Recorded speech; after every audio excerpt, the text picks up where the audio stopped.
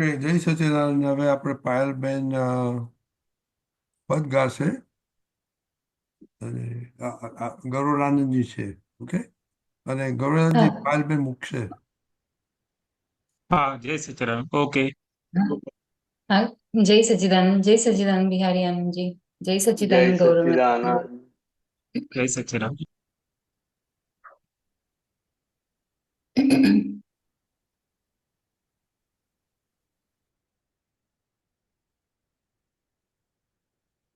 जय सच्चिदानंद। जय सच्चिदानंद। लागिया लगन मुग्ध मन मगन तरसाड़ी भादरणना पुलकित सुमन संगीत सुगम अवतारगम कारुण्य उगम भूमि भक्ति नमन लागिया लगन महदीव्याकुक्षीरत्नाश्री मात जवेर्बा क्षत्रियाणि वन्दन जननी सहजे संकित जय जगदम्बा शिवनारी जय जगदम्बा शिवनारी मूळ जिनेश्वर मर्म प्रवर्तक मूळ मार्ग वितराग धर्म मुख जेम छितेम ज चौवीशी कर जय चहुदृश दादा हे परम सुख जय चहुदृश दादा हे परम सुख मोक्षदान खन सुखदामनन् जय सच्चिदानंद दादा भगवन लागिया लगन वंदन त्वं आसन घर मालिक विचर्या ते सौ तीर्थ भूमिने सिद्ध मंदिरिये मूर्त विदेहि लघुवयथी गुरु तम गुणीने लघुवयथी गुरु तम गुणीने वंदन हो सौ दिव्य करम ने व्यापक वायु समवितरा मात्र समय आत्मार्थे हित कर ज्ञान समंदर धीर अता ज्ञान समंदर धीर अता मुक्ति अवतरण आगम गहन पावन चरण वंद्य बिजड़ी बहन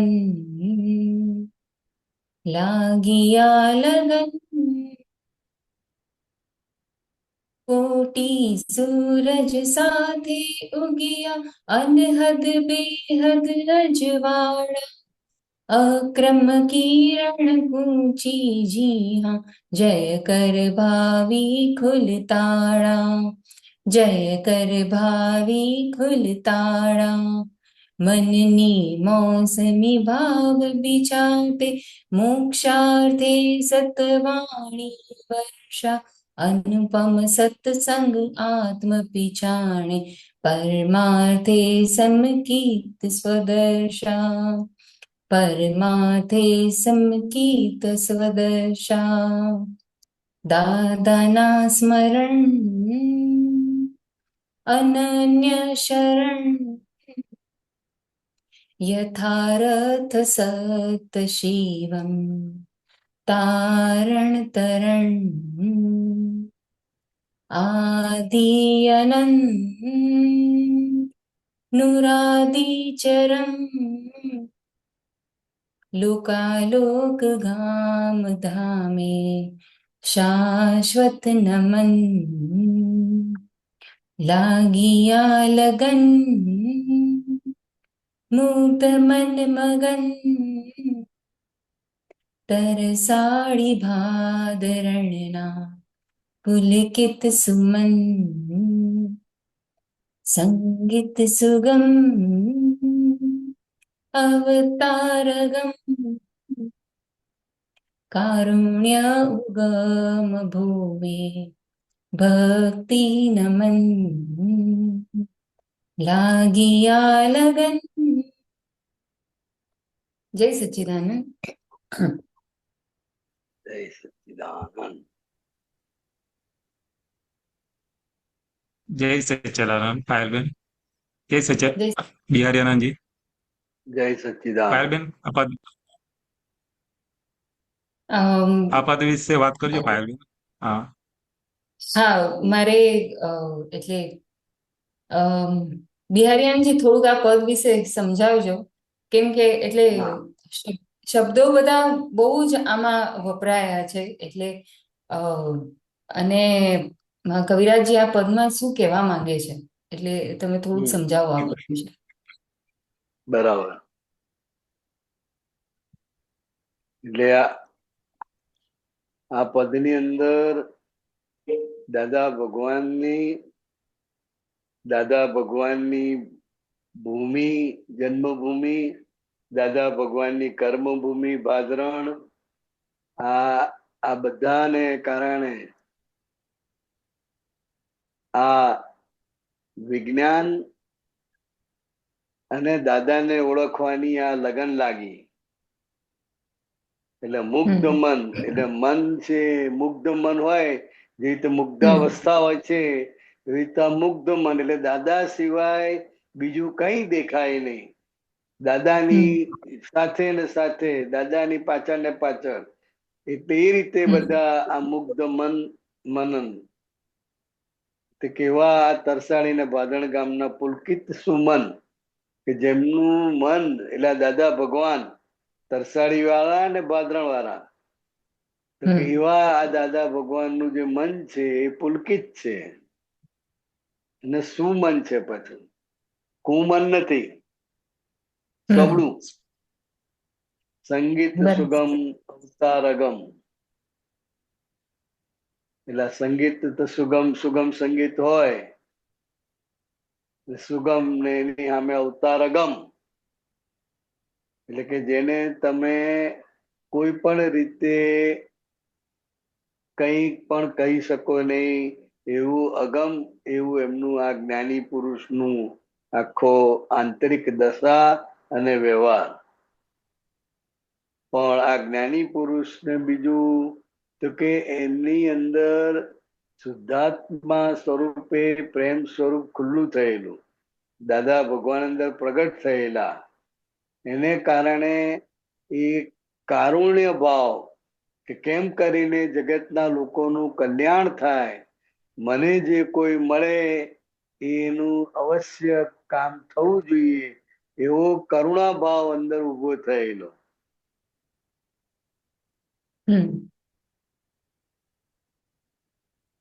એટલે એવો જ એને કરુણા ભાવ ઉત્પન્ન થયેલો છે. જે આ ભૂમિ પર જન્મેલા છે એમને અમારા નમન છે. મહાદિવ્યા કુક્ષી રત્ના શ્રીમાત ઝવેરબા ક્ષત્રિયાણી, એટલે દાદા ભગવાનની બા,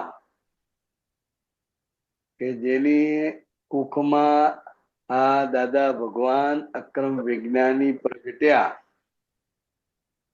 તો કેવા આ ક્ષત્રિયાણીના પેટે જ આવ્યા. આ જેટલા પણ તીર્થંકરો થયેલા એ બધા ક્ષત્રિય. દાદા કહેતા હતા કે કોઈ જૈન તીર્થંકર ના થઈ શકે, કારણ કે આ પાર કે પેલે પાર એ પ્રકૃતિમાં ના હોય. ગણતરી પૂર્વકનું, આયોજન પૂર્વકનું બધું ચાલતું હોય. જયારે ક્ષત્રિયોનું કેવું, કાં તો માથું આપી દે કાં તો માથું લઈ લે, જંપલાવે એટલે પછી જોવાનું નહીં. એવા આ ક્ષત્રિયાણી ઝવેરબા હતા. વંદન જનની સહેજે સંકેત, જય જગદંબા શિવનારી. તો કા આક્રમ વિજ્ઞાની દાદા ભગવાનનો જન્મ આપ્યો છે એવી એ જનની, જેને તો સહેજે સંકિત થાય તો કે એવા આ જગદંબા શિવનારી કે જે શિવને વર્યા છે, એવા એ શિવનારી, મૂળ જિનેશ્વર મર્મ પ્રવર્તક, મૂળ માર્ગ વિતરાગ ધર્મ સુખ. એટલે આ દાદા ભગવાન એ મૂળ જિનેશ્વર છે અને ધર્મ પ્રવર્તક હોય, પણ આ મર્મ પ્રવર્તક એટલે દરેક વાતનો જે મર્મ છે એ મર્મ જ એમના સત્સંગ દરમિયાન ખુલ્લો થાય. એવા આ મૂળ વિતરાગી દાદા ભગવાન કે જે એ ધર્મનું મુખ કહેવાય, એવા આ વિતરાગી દાદા ભગવાન જેમ છે તેમ જ 24 કર. જય ચહુર્દિશ દાદા હે પરમ સુખ. એટલે કે આ 24 તીર્થંકર નું ભેગું સ્વરૂપ છે દાદા ભગવાન. એટલે 24 તીર્થંકર નું જે જ્ઞાન છે એ મર્મ સ્વરૂપે એમની અંદર ખુલ્લું થયેલું છે અને ચારેય દિશામાં આ દાદા થકી પરમ સુખ પ્રવર્તી રહ્યું છે. મોક્ષદાન ખંત સુખધામ અનંત. એટલે કેમ કરીને જગતના લોકો સુખ શાંતિને પામે અને છેવટે મોક્ષને પામે, એ એના માટે જ દિન રાત 24 કલાકમાં જ આપણે એમ કહી શકીએ કે 18 થી 20 કલાક એ પબ્લિકની સામે ને સામે જ હોય. મને જે મળે એનું કલ્યાણ થવું જોઈએ, મને જે મળે એને હું કામમાં લાગવો જોઈએ. એટલે એ જે કાયમ એમને રહ્યા કરતા હતા અને એ ખંત એમનું, એ એમની મહેનત કે લોકોને મોક્ષદાન મારા નિમિત્તે પ્રાપ્ત થાય, એ એમની ભાવના અને એ ભાવનાને કારણે એમની અંદર જે સુખધામ અનંત ખુલ્લું થયું. એટલે આત્મા પોતે પ્રગટ થયો એટલે એનું જે સુખધામ છે, જે અનંત સુખ છે, એ ખુલ્લું થાય છે. જય સચ્ચિદાનંદ દાદા ભગવાન. એટલે સચ્ચિદાનંદ સ્વરૂપ એવા એ દાદા ભગવાન છે. વંદન ત્વમ આસન ઘર માર્ગ, વિચર્યા તે સૌ તીર્થ ભૂમિને. એટલે કે છે કે આ દાદા ભગવાન જ્યાં જ્યાં વિચર્યા છે, જ્યાં જ્યાં બેઠા છે, જ્યાં જ્યાં રહ્યા છે, જે માર્ગ ઉપર વિચર્યા છે, એને પણ અમારા વંદન છે.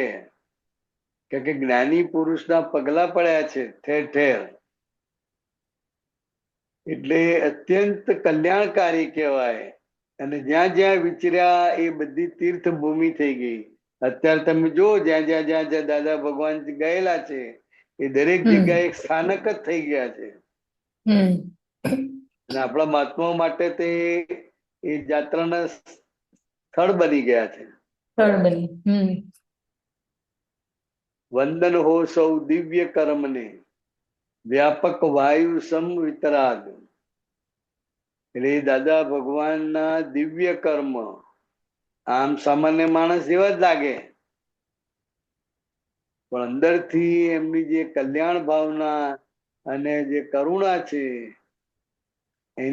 એને કારણે આખું એ દિવ્ય કર્મ ખુલ્લું થયું. અને જેવી રીતે વાયુ છે એ બધા માટે છે, પવન છે બધા માટે છે, ગરીબ હોય, અમીર હોય, જીવજંતુ હોય, ઝેરી હોય કે બિનઝેરી હોય, તો બધા માટે વાયુ વિતરાગ એ રીતે બધાને આપે જ છે ને. હમ એટલે એવી રીતે આ વિતરાગની જેમ બધી રીતે વિતરાગ ભાવે પ્રસરેલા છે, બધાની સાથે રહેલા છે. માત્ર સમય આત્માર્થે હિતકર જ્ઞાન સમંદર ધીર તાગ. એટલે એક સમય માત્ર પણ એક સમયે આત્માના હિતકારી હિત માટે જ વપરાયો એમનો. એટલે પોતાના કલ્યાણ માટે જ અને સામાના કલ્યાણ માટે સમય માત્ર એ હેતુથી જ વપરાયો છે. અને જ્ઞાન સમંદર ધીર તાગ એટલે દાદા ભગવાન પોતે જ્ઞાન રૂપી સાગર, ધીર ગંભીર અને અતાગ હતા. એટલે કે જેનું તળિયું, જેનો તાગ કાઢી શકે નહીં એવા અતાગ, એવા જ્ઞાની પુરુષ. તમે સાથે રહેતા હોય, સાથે વિચરતા હોય તો એમની અંદર શું ગુપ્ત વિચારણા ચાલે છે એ તમને ખબર પડે નહીં. એવા આ જ્ઞાન સમંદર ધીર તાગ, મુક્તિ અવતરણ આગમ ગહન, પાવન ચરણ વંદ્ય વીજળી વહન. એટલે આ દાદા ભગવાન એ મુક્તિ એની અંદર ખુલ્લી થઈ ગયેલી છે, મુક્ત સ્વરૂપે રહે છે. એટલે એમનું આ જે અવતરણ છે એ મુક્તિ અવતરણ કહેવાય. અને એમની જે બધી વાતો છે એ આગમની જે ગહન વાત છે, એવી ગહન ગહન વાતો લોક શૈલીમાં લોકોને સમજાય એવી શૈલીમાં આ આગમની ગહન વાતો બહાર પડેલી છે એમના થકી. અને પાવન ચરણ વંદ્ય વીજળી વહન, એટલે એમના ચરણ જે છે એ ચરણ દાદા કહેતા હતા કે અમે ચાલતા હોઈએ કે ઊભા હોઈએ તો અમારી જે શું કહેવાય, ઊભા હોઈએ તો છેક 7 પાતાળ સુધી એ પરમાણુનો સંચાર થાય, એટલી બધી એની અસર થાય 7 પાતાળ સુધી. એટલે બધા એ પરમાણુ સ્ટ્રોંગ હોય ને એટલા પવિત્ર હોય. એટલે ઘણા લોકોને જાણે વીજળી આમ વિધિ કરે ને તો વીજળીનો કરંટ લાગતો હોય એવું લાગે. એટલે એ આખું એ જે વહન છે એ જ્ઞાનનું, એને કારણે આ પાવન ચરણ વંદ્ય વીજળી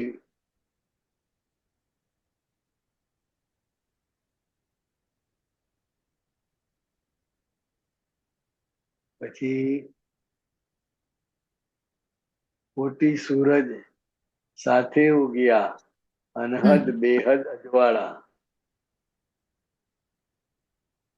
એટલે જ્ઞાની પુરુષનું આમ જે પ્રાગટ્ય છે કે અનંત સૂર્યો એક સાથે પ્રગટ થયા હોય એવું એ જ્ઞાની પુરુષનું પ્રાગટ્ય છે, એમની હાજરી છે. અને એમના થકી અનહદ બેહદ અજવાળા. તો કેવા અજવાળા? તો કે જ્ઞાનના અજવાળા, જેની કોઈ હદ નથી. બેહદ એ જ્ઞાન રૂપી અજવાળો, જ્ઞાન રૂપી પ્રકાશ ખુલ્લા થાય છે. અક્રમીકરણ કૂંચી જીહા, જય કર ભાવી ખુલતાળા.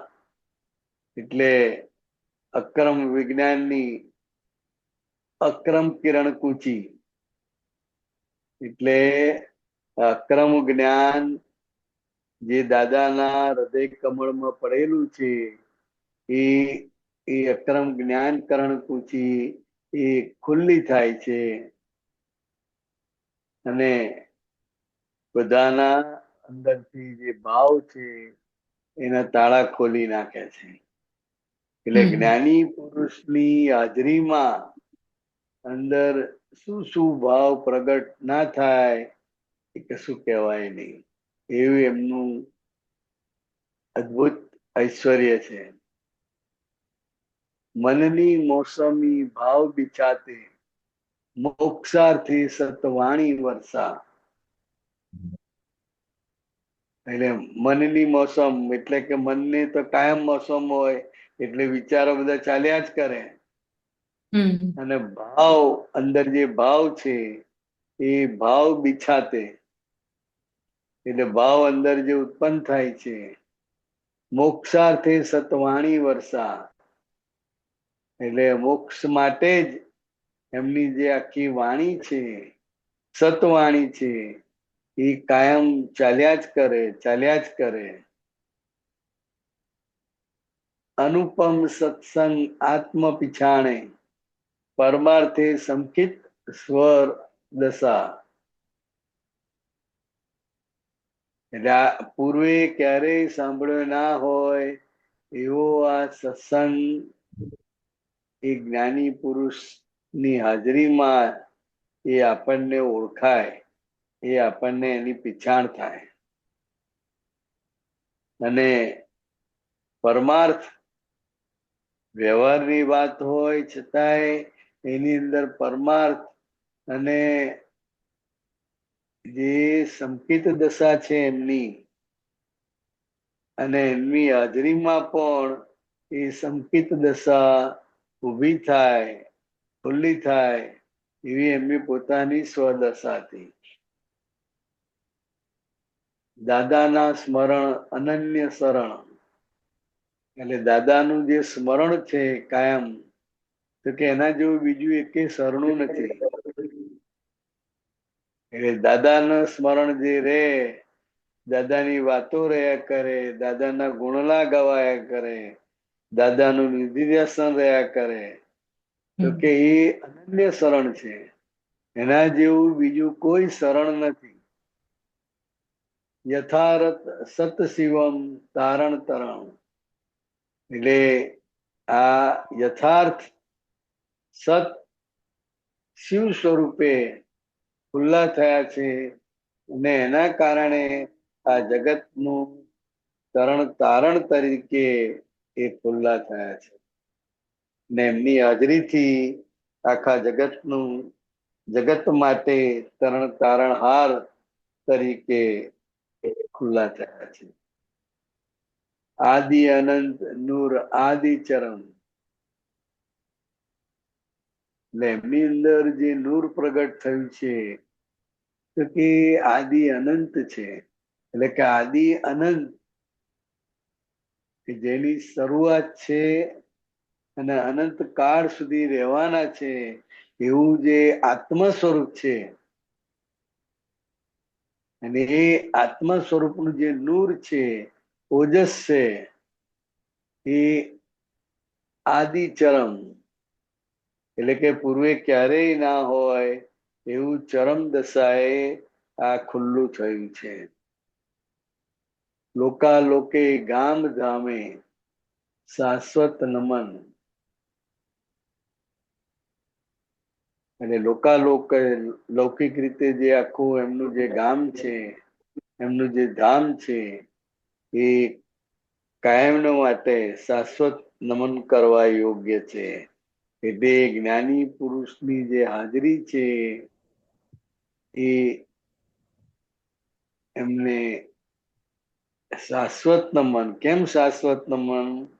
તો કે એમની અંદર શાશ્વત સ્વરૂપે આત્મા પ્રગટ થયેલો, એટલે કાયમ આત્મ સ્વરૂપે રહેતા હોય માટે એમને શાશ્વત નમન છે. જય સચ્ચિદાનંદ. જય સચ્ચિદાનંદ. બીજું છે પાયલબેન? ના પદ જ આ સમજવું હતું, એટલે બહુ સાંભળવામાં. આમ ગુડાર્થ છે. હા, અને આ સાંભળીએ ને તો ગાવામાં ઓકવર્ડ છે થોડું. હા, પણ એક વાર આવડી જાય પછી વાંધો ના આવે. એટલે એમાં જયારે આ પદ સાંભળીએ છીએ એટલે ત્યારે આ જે એમાં જે અમુક પંક્તિઓ જે આવે છે તો એ સાંભળીને આમ આમ આમ રડવું પણ આવી જાય છે કેમ કે ત્યારે અંદર આનંદ આનંદ હર્ષોલ્લાસ પણ થાય ને આનંદ પણ થાય અને રડવું આવી જાય કે આ કેવી દશા જ્ઞાનીની, કેવા પુરુષ પ્રગટ થયા અને પસાર થઈ ગયા.